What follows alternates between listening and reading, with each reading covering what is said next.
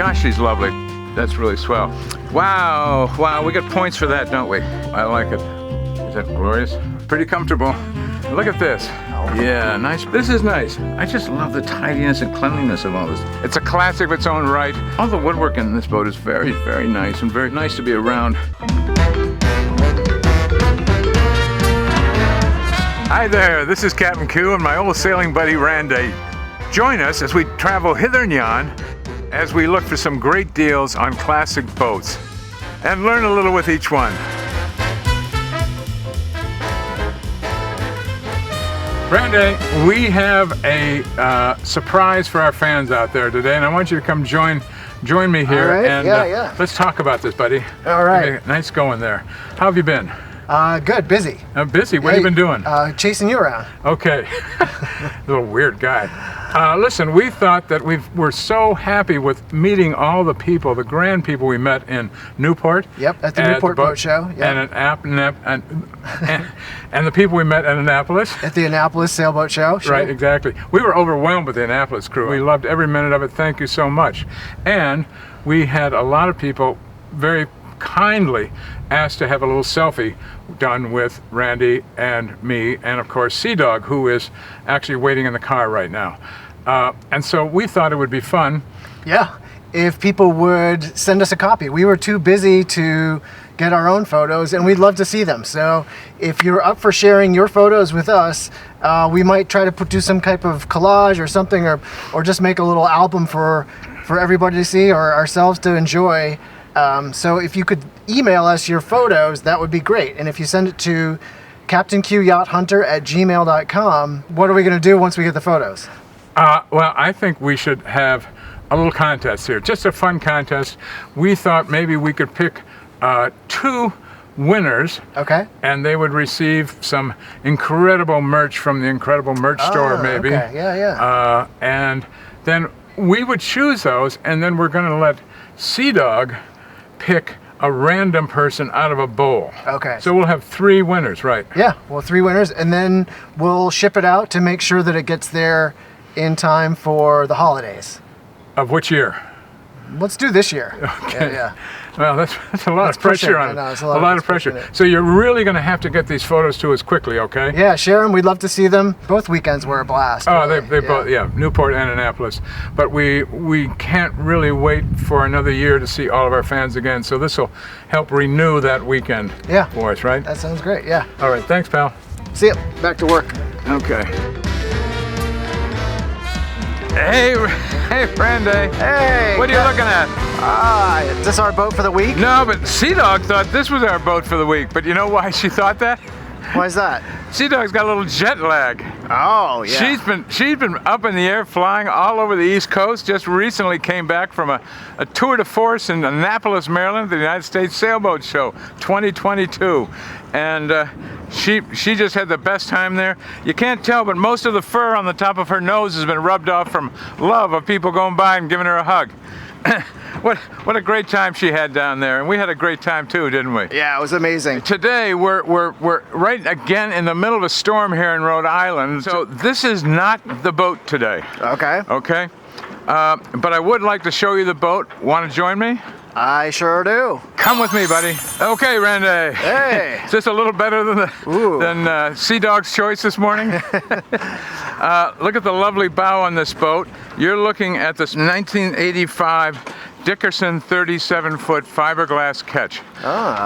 This was designed by George Hazen, who came along in the Dickerson boat building world in the late 70s, I want to say, and helped put this boat to work, and came from the original wooden boats that Dickerson built for a number of years, since 1946. Bill Dickerson, the original builder, built a whole series of little hard-shined, shallow draft boats designed for the Chesapeake Bay called Simplissima. Otherwise Simplicity, I guess. Sure. The company was sold to a man named Thomas Luck, and Luck realized that fiberglass was here, so he said, fine, no more wooden boat building. We're going to build the boats out of fiberglass, and the first boat they did was a 41 center cockpit, I believe.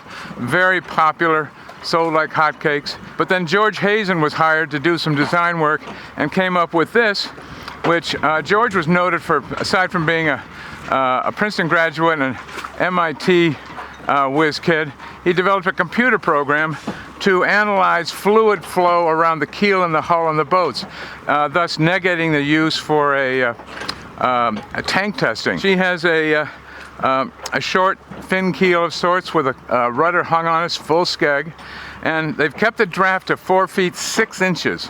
Oh wow! Okay, no centerboard, just 4 feet 6 inches, so that you can't miss 1 square inch of the Chesapeake Bay and all its estuaries. But I think you're going to enjoy this boat. It's a classic of its own right. The owners of these, I think there are about 50 of them were built, and they're all still alive and well. Okay, Randy, we're sitting here at sea, I think. We're pitching docks. I don't know if my legs are going to hold up for this, but let's get through this. This marina is active. Here she is, a nice smooth bow to the boat, really pretty. Kept the traditional lines and looks and feels of the original Dickersons, and she has a nice high counter stern to her. She has a nice little bowsprit of sorts. So we're going to call that anchoring platforms. It's not truly a bowsprit. Bowsprits were used to put headstays on and so forth. They built these with balsa core all through the bottom of the boat as the strongest and best composite arrangement. I see a pretty nice beefy tow rail here. That's a very beefy tow rail. Yep. And the plus to it is because the way they've matched the deck and the hull. This with 5200, that's all glued down and then fastened, and then this gets fastened on top of that, and it's bedded as well. So you've got double bedded on the rails. You're probably not going to see a leak or drips coming in through the. Dickerson's original concept for the boats was to build the boat rugged. This is again another sort of, we call it sort of a journeyman's boat, right? Yeah. But gosh, she's lovely. Her cove stripe down here, oh, right? We'd like that to be gold, wouldn't we? I kind of like it with the cream. I don't know, the gold on cream might not have enough contrast. Okay, you're so decorative. And then Randy's about to walk off the end of this dock. You're shoving me off, I think. We're doing the chubby checker twist on this dock. Twist again like we did last summer. She's steady. She's a great sailing boat. Jesus. That last little jiggle of the screen was Randy one step away from, I don't know what. Going for a false infinity. swim, yeah. I'm going to suggest we move forward, pal. And I'm also going to suggest we take a look aboard about this time. What do you think? Seems a little more stable than this dock. Okay, so follow me. We love the subscribers. Yeah, more subscribers means that we're going to get recommended to more people, and so that helps spread the love and spread the word about old classic boats and what we're doing, so every little bit helps. Thanks again. Hey, Randy. Hey. Hey, buddy, come on aboard. Once more.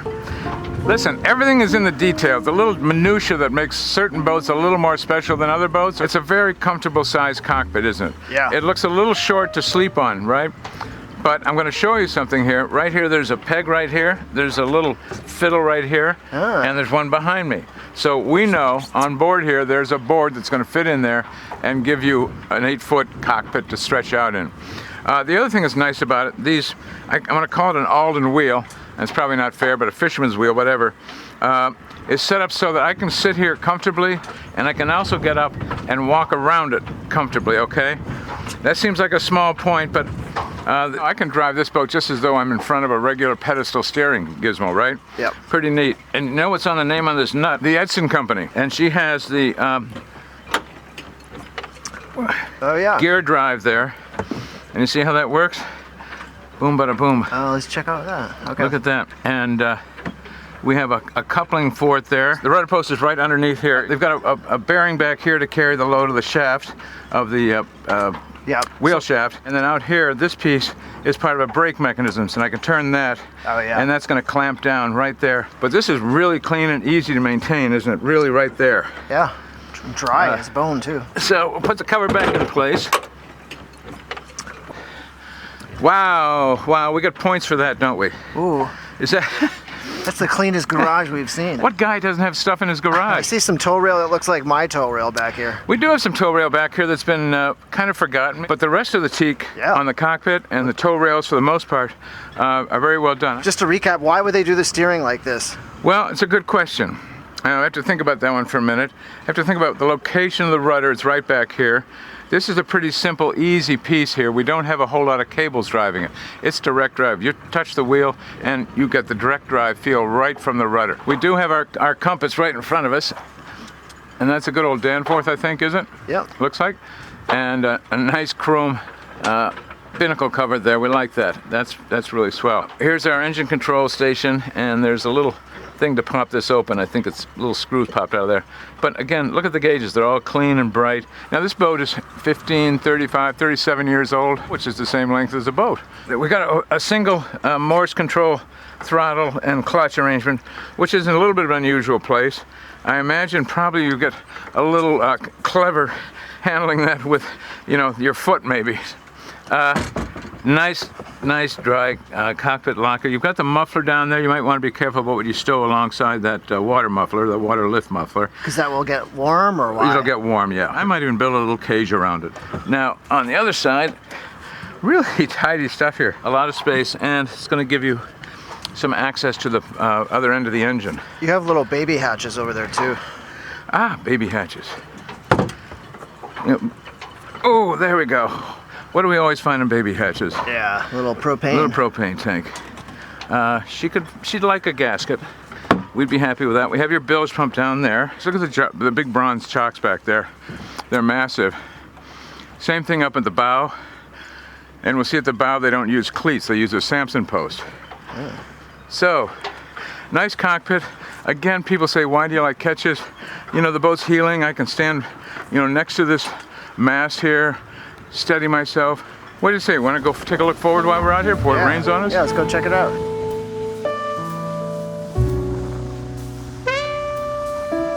Okay, Randy, we've got massive. Again, going back to Bill Dickerson's theory, build the boat strong and solid and give it a purpose, you know, that people need.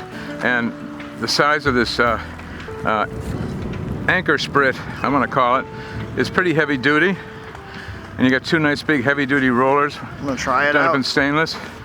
Randy, okay. I like it. I like it out here. Got a couple little docking lines up here, but this was one of the prides. They love putting these massive Samson posts on so you could tie anything up to it and it's not going to move or slip. And that goes right down to the keel? It'll go right down to the keel, right. Okay. Exactly. We got the Gypsy. It's all set up here. Take the right size chain. You see how it fits perfectly in the slot? Yeah. Don't want to get something sloppy because it will just jump out on you, and you don't want to get something too big that won't fit in there. Why does the other side not have a Gypsy? The other side is just for rope. Okay. You've got a nylon anchor line out there, which I tend to like, especially in the Chesapeake and even up in Maine. I'll put about 12 feet of chain on the end of a long piece of nylon and throw it over the side. 12 feet of nylon on the end of a chain, right? More than 12 feet of chain. No, that's all I want, because the reason for the chain is to help settle down the shank of the anchor so it lies down in the mud. Right. And it'll help bury itself. And if you're not, unless you're down in coral or someplace where rope is going to get cut up, the long nylon line is going to give you a tremendous amount of stretch and help soften the tug. Because if you just put a chain all the time, every time the thing snaps up, the wind blows. Yeah. You don't need a chain all the time, I would say. Nice low friends, electric winch. Got a switch for it right up here at the bow. Nice tall lifelines and stanchions. Very nice. These look. Are these the Bomar or the Lumar hatches? I'm not certain, but they're in good shape. It's got a fairly aggressive non-skid on it, and we have all teak decks here. Now, as you look down here, you're going to see a lot of screw heads, right? Yeah. Which means it's time. It's time to think seriously about what's going on, and if you're going to have some leakage from those. Although I will say this looks a little different than other screw heads. Well, they haven't been bunged. That's a good point, Randy. Because they're countersunk. It's not like they're popping out. Well, that's an interesting thought. Good, very good observation. I originally thought the bungs were done. I mean, at this age, the bungs could have gone, but I don't see. Well, wait a minute. No, here we go. Yeah. Yeah, there we go. No, the bungs have gone. Oh boy. I have a feeling this little fish might have been airdropped by a seagull that didn't like the taste of it. Sorry about that little fish. I think you're sleep with the fishes. What the hell is this? That's a Sicilian message. It means Luca Brasi sleeps with the fishes. And sail with the fishes. Nice Dorade boxes and wind vents here. I like the red on the inside. It's kind of yachty. Yeah. Mid-cabin hatch and mid-sheeting for the main sheet for the mainsail right here. Simple single line going back to a winch on the cabin top. What do we see going up the mast here? Lazy jacks Lazy jacks, right. And what do lazy jacks do? help you flake the sail when you take it down. Right, the sail gets caught up between them coming down, and it will fall right down in between them, and it stays fairly well lined up, and all your crew or you need to do is at some point come up and kind of bunch it up a little bit, throw some sail ties around it, and you're finished. This is pretty simple rig up here. Single spreader up above. These by the way, on this boat, these sail covers are by Thurston, and they're all brand new. And I think about this time, we should head below. Oh, sounds good. Hey, Randy. Hey. Come on down again. One more time. One more time. One more time, buddy. Oh, yeah. Look at this. 37-foot boat. They offer this boat in 3 different configurations, which is kind of interesting. One is basically this, with V-berths forward and the head forward and so forth. Galley, you'll see back here on the port side, and a quarter berth nav station. Then you could also get it with a, they put another bulkhead in here, and they moved the head amidships and allowed you to have kind of 2 separate cabin areas in this space. The last was a sort of a solo, a single-handed arrangement, which had a really large chart table aft. The galley was I think on the opposite, the large chart table, and then just a couple V-berths forward. So 3 different basic arrangements for this boat. This is, I think, would be considered the traditional, and she is very traditional. Nice, comfortable woodwork, nothing blaring at you in terms of 3 inches of varnish. There is more or less of a satin finish to it, which is nice too, because satin doesn't show scars and it doesn't gleam in your eyes. Kind of funky old little push button holders for the lockers. And you can take a peek in there. Look at the chain plate in there. Can you see that? Does that look nice and dry and unrusty and stainless and massive? Wow. Behind the cushions, you'll see we've got, the cushions are glued to opening port spaces. Look overhead here, full-length handrails on both sides. Tell me about this overhead. Well, the overhead has a funny texture to it, which the current owner says he believes the previous owner, for some reason, decided that this would be sort of more nautical looking if he put in this kind of textured paint. One thing we noticed about the arch in the cabin top, when we were up on deck, let me pull myself right up there. How do you like that? It's just like being on an elevator. Is we're always concerned with headroom, and we just had somebody down at the boat show who were 6'4", something like that. 6'6". 6'6", and they would fit here. In the worst case, they'd fit right underneath this hatch here. And the nice Bomar hatches, they're Bomar hatches, I've corrected myself, not Lumar. And there's a lot of inside the boat here. I'm finding bits of spaces like this that needs a little attention. Yeah. But this is sandpaper, a couple days, a couple coats of varnish, tighten it right up. Check the gasketing on your hatch, make certain it's tight all the way around, right? What happens if it's not? Then what do you do? Well, you go to nice people at Bomar, and these hatches are new enough. They'll probably send you the exact piece of rubber preformed that you glue into it and clamp it down. On the other side, we have a settee here that slides out, and like many of the boats we look at, we don't always know the combinations, but you can see underneath here the ability for this lower piece to slide out some way, it looks like. It's on a track. She's got a 110 outlet up here for shore power. You got a little standing aquarium. Standing water, yes. Well, you can see these little drain holes there that may have some dirt in either side, and those will allow that, when the boat heels over, should drain right out. Randy, nice size galley here. I feel in this 37-footer that I have a lot of room to move around for a big guy. We have a nice refrigeration unit here. In the freezer chest, we're told that the refrigeration unit itself is dated and may need some work.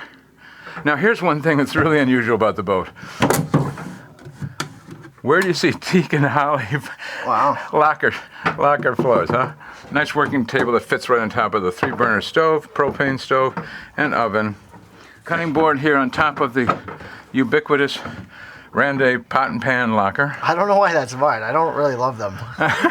Single, very deep sink, at least, and that's good, with a pull-out modern faucet on it. This is about 2 feet wider than your normal quarter berth, and terribly easy to get into. I could just get in this and fall into it and, be right in place. And one other thing they did with it on some of the boats, but at the very end of this, on the very end of that, if you look up, you see the hole back up there? Yep. Is they cut a hole in the end of the quarter berth so that you can raise the locker, the seat locker on the starboard side, just crack it open a little bit, and there's even a screen, a baffle you can put in, so that when you're at a mooring or whatever, the air is going to blow through the quarter berth. Now this doesn't have a seat for the navigator, so you can do your navigating right here like so, okay? And got a good sized table. All your instruments, your 12 volt and your 115 volt systems are right behind you. Your master switch. Well, let's see what we got under here. What do you think? Well, it's sort of a mixed bag, isn't it? Is it plus or minus? Boy, Or just neutral? It might be a wash. We're gonna give him 1, 2. We'll give him 2. Now, you know what this boat's also got? An engine. Oh. Aha. And I think it's pretty nice here. But how do you like that guy? Ooh, wow. Yeah, nice Perkins. And I thought the horsepower on that might be 35 or 40 horsepower. Yeah, it's pretty big. With a V-drive on it. That's freshly rebuilt. Yeah, you got your rake core over on the side there. Handy to check. Yeah, raw water intake right here. Yep. And then the motor mounts all look pretty great. How do you check a belt? That's a good question. And I think probably from one of those 2 sail lockers would make the most accessible way. A good engine installation. Randy, I'm on my knees to you again, buddy. Here we go. Reverent. I am reverent. See, one thing we just want to point out, the ease that you can get to certain cold stuff. Look at the thickness on that, the insulation. That's going to keep whatever is in there cold.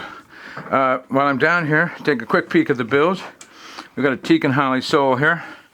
And there's a bilge. She's got a drop of water, and then I always kind of like to see a little water, and that makes me feel good. And here's your sump for the shower. We've got a bilge pump with a float switch down here. There's a rule, and one is probably automatic, and one is a manual switch. Forward, Randy, we have in this little hallway, we have head, and what do we see? What did Mr. Dickerson and George Hazen agree on?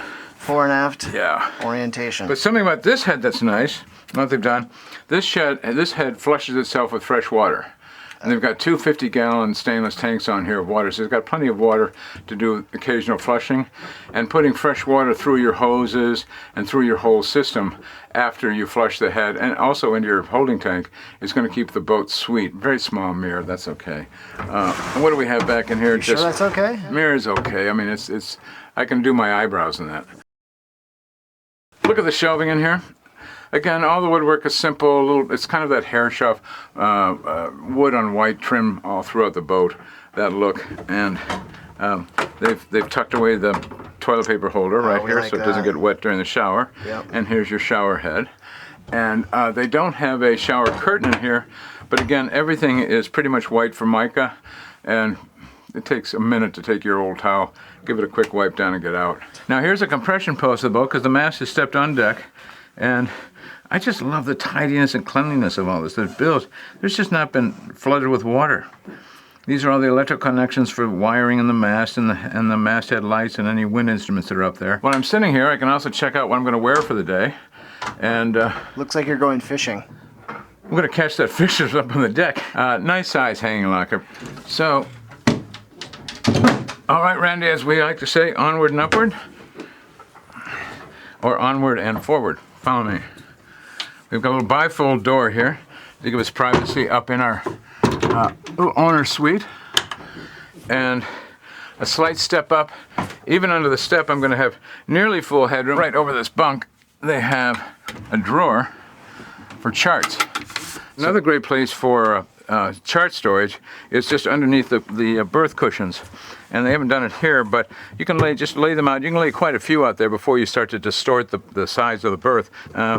Storage lockers, you know, obviously random stuff's been put in there. It wasn't the finer, but, and again, these are about 3-inch cushions, but there's pretty good firm foam. One thing I did notice when I first came on the boat in the middle of the storm this afternoon is that we had a little drip right here. See that little spot? Okay.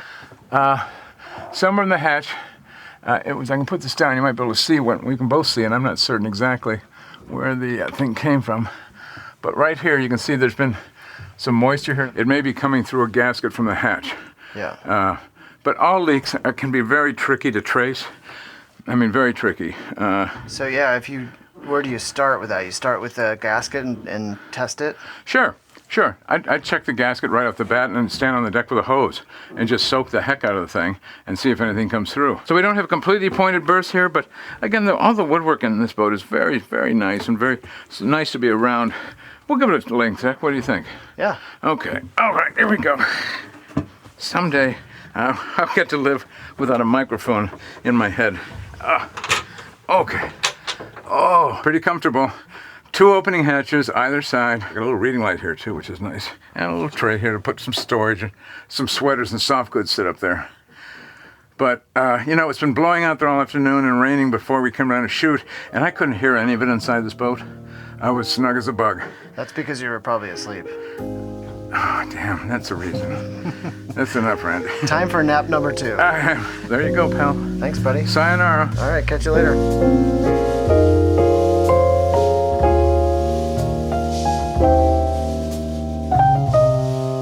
Randy. Hey! We just had a great afternoon here.